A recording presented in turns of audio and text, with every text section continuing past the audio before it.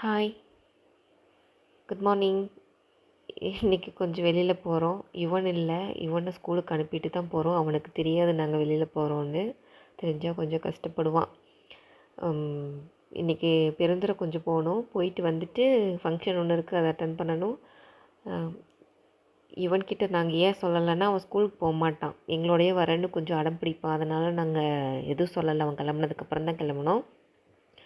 கொஞ்சம் மேடமுக்கு செப்பல், கொஞ்சம் ஹாஸ்பிட்டல் விசிட்ஸும் இருக்குது. அதெல்லாம் பார்த்துட்டு வரலான்ட்டு கிளம்பியிருக்கோம்.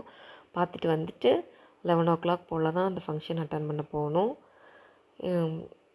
இந்த வீடியோஸ் எல்லாம் ஏன் எடுக்கிறேன்னா, மேடம் என்ன பண்ணுறாங்கன்னு போடுறதுக்காக தான் வீடியோ எடுக்கிறோம். நல்லா ஜாலியாக அவங்க அப்பாவோட ரைட் பண்ணிட்டு வந்துட்டுருக்கா. டான்ஸ் ஆடிட்டு எல்லா பக்கம் வேடிக்கை பார்த்துட்டு போகிற வரதெல்லாம் நல்லா ஜாலியாக என்ஜாய் பண்ணிட்டு வந்துட்டுருக்கிறா பார்த்துட்டு. எனக்கு இந்த பிளேஸில் இப்போ காட்டுற பிளேஸ்லேருந்து எனக்கு கொஞ்சம் பிடிச்ச பிளேஸ் ஒன்று இருக்குது. ரொம்ப ரொம்ப பிடிச்ச பிளேஸ் அப்படின்னா, ஃபஸ்ட்டு பிடிக்காது, ஆனால் இப்போ ரொம்ப பிடிக்கும்.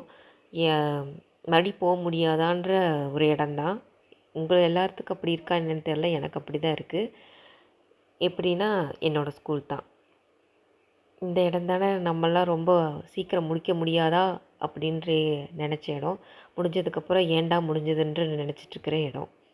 அது நாங்கள் படித்த ஸ்கூலு. என்னதான் இருந்தாலும் நம்ம படித்த ஸ்கூல் தானே நம்மளுக்கு சந்தோஷமாக இருந்தது, அழுதது எல்லாமே அங்கே தான்.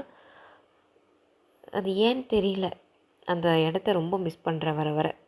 நம்ம இன்னும் சின்ன வயசுக்கே போக மாட்டோமா அப்படின்ற ஒரு ஏக்கம் வர வர. எனக்கு 2 குழந்தை இருக்குது. இருந்தாலுமே நம்ம மறுபடியும் நான் ஸ்கூல் போகலாம், இல்லைன்னு சொல்லலை. ஸ்டூடெண்ட்ஸாக போக முடியாதுல்ல, அதனால் நான் சொல்கிறேன். அப்படியே போகிற வழி ரொம்ப அழகாக இருந்துச்சு. பார்க்க அவ்வளோ அழகாக இருந்துச்சு. 2 பக்கமும் மரம் இருக்கிற பிளேஸாக இருந்தால் ரொம்ப அழகாக இருக்கும். எனக்கு பிடிக்கும் பார்க்குறக்கு. உங்களுக்கு எப்படின்னு தெரியல.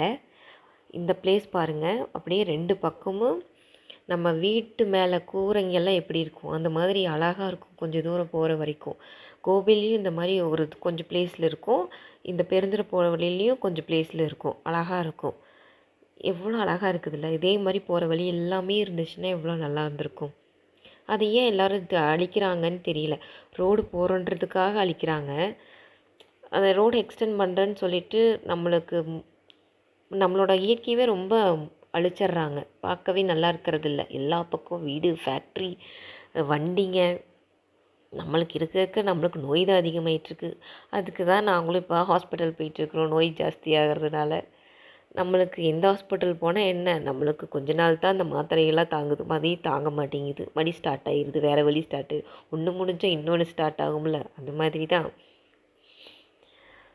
இப்போது வந்தாச்சு, பெருந்துறை வந்தாச்சு.